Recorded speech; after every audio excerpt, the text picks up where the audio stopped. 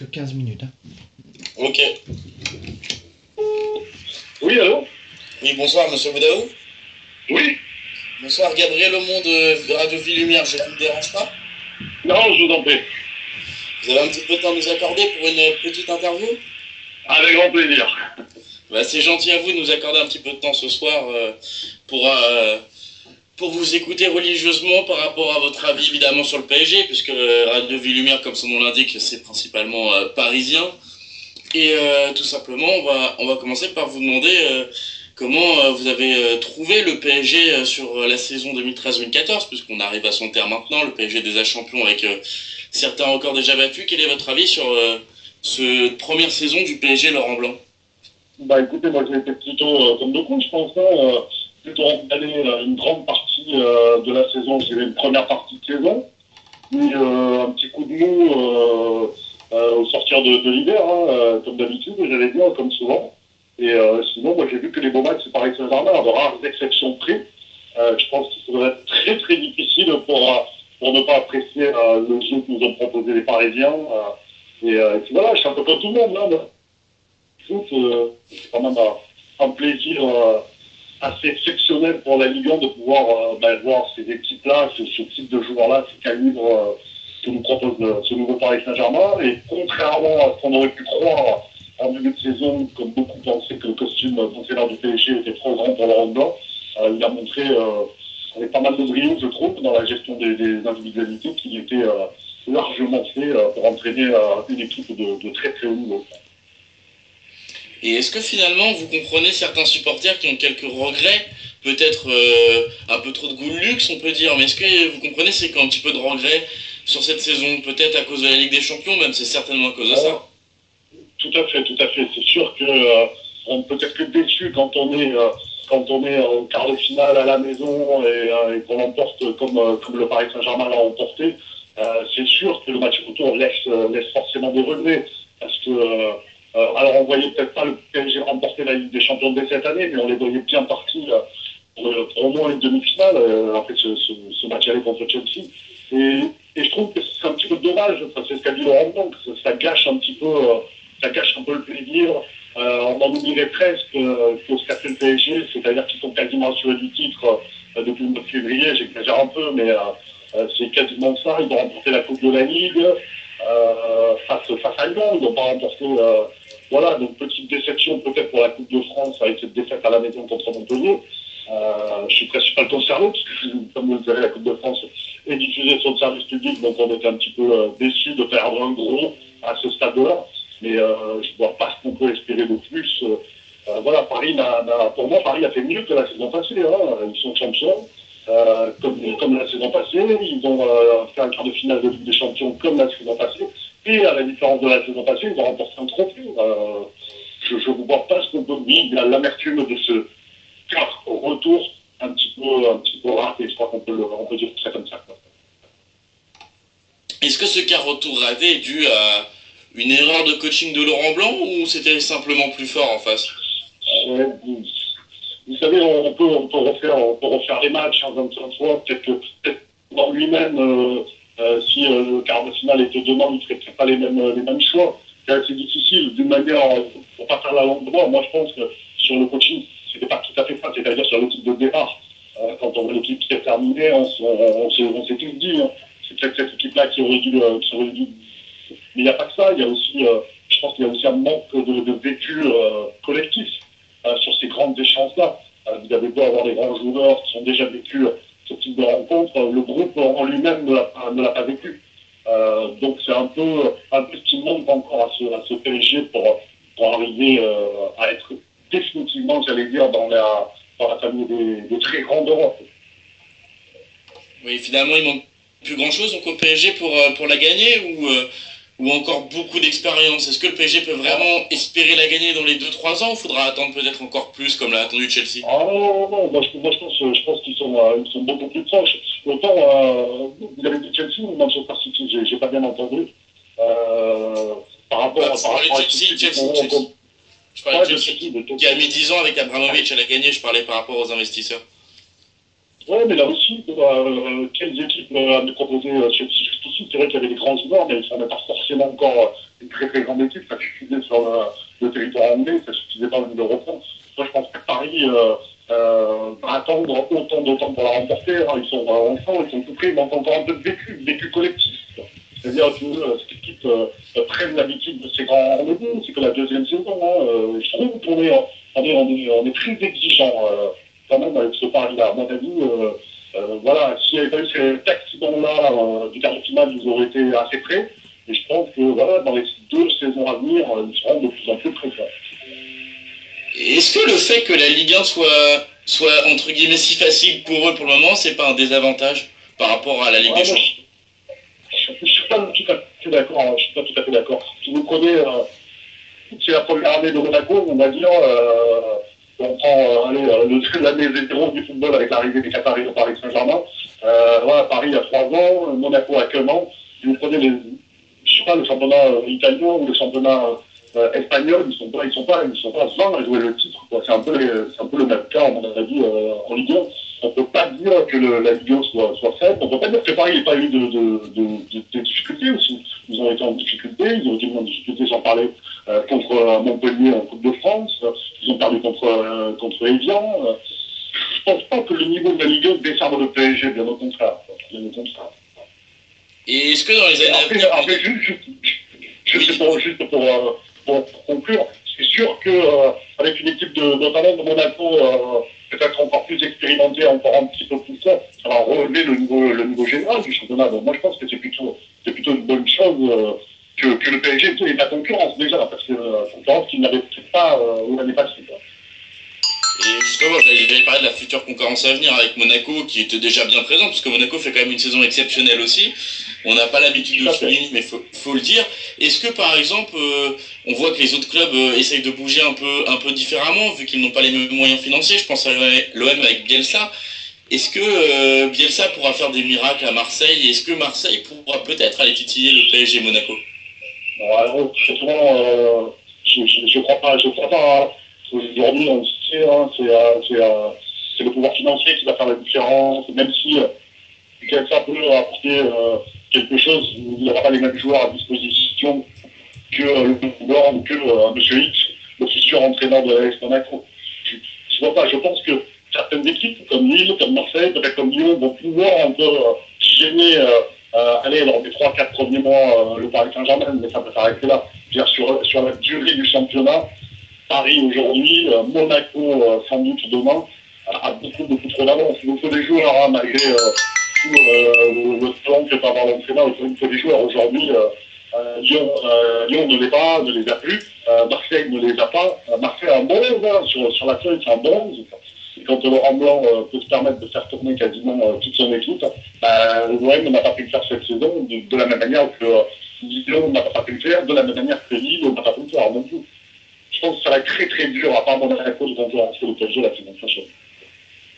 Mais est-ce que les investissements qu'ont eu les Russes à Monaco ou les Qataris au PSG, ça n'a pas poussé finalement l'arrivée de personnes ou de personnages comme Bielsa finalement? Parce que c'est une très bonne nouvelle qu'on arrive à avoir des noms ailleurs que chez les clubs qui ont des investisseurs.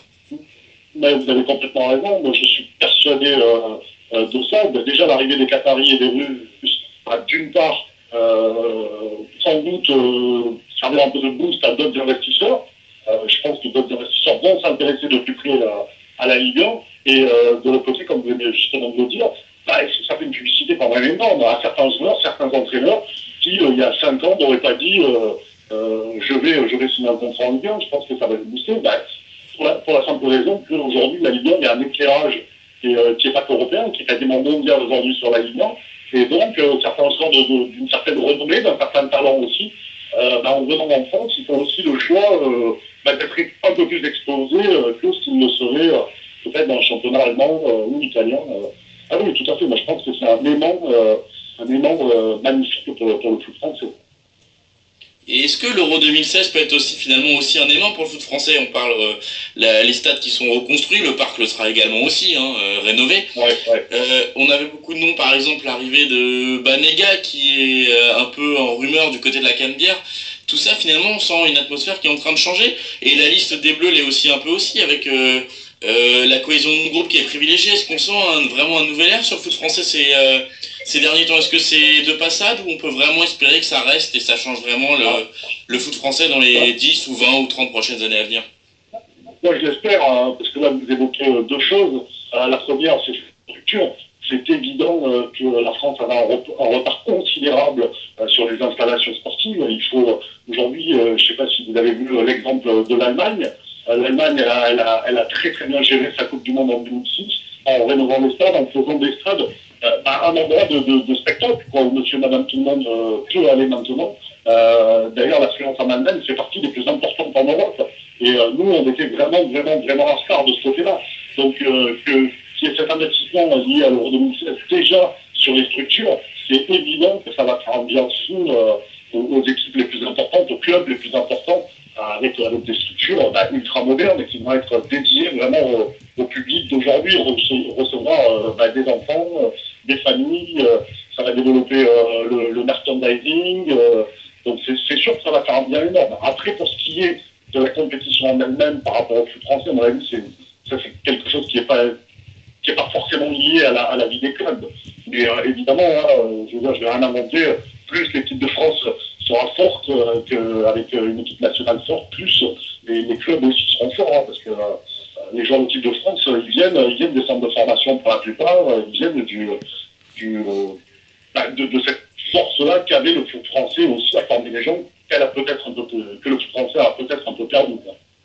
Et est-ce que les investisseurs comme les Qataris ou les Russes, ces investissements-là dans les clubs, est-ce que ça profite à l'équipe de France ou finalement on entend beaucoup de critiques comme quoi on n'achète que des joueurs étrangers, mise pas assez sur la formation?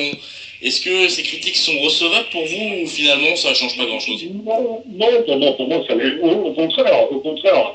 Déjà, avec la nouvelle réglementation, on va être obligé d'aligner, vous savez, là, un certain nombre de joueurs issus de la formation, bon, pas forcément français, hein, parce qu'on peut être étranger et formé dans un club. Mais je pense que ça va booster le foot français d'une manière générale, ça va booster les joueurs français à proprement parler. Quand vous jouez dans un championnat où vous avez des locomotives comme le Paris Saint-Germain, comme l'AS Monaco, enfin je sais pas, je pense au défenseur qui va défendre sur Ibrahimovic, James Rodriguez, forcément que ça va élever le niveau. De toute façon, on le voit, hein, moi, si vous me permettez, je me suis quand même moins ennuyé. Alors, pas forcément que sur les matchs du PSG, on sent qu'il y a une émulation, on sent qu'il y a quelque chose.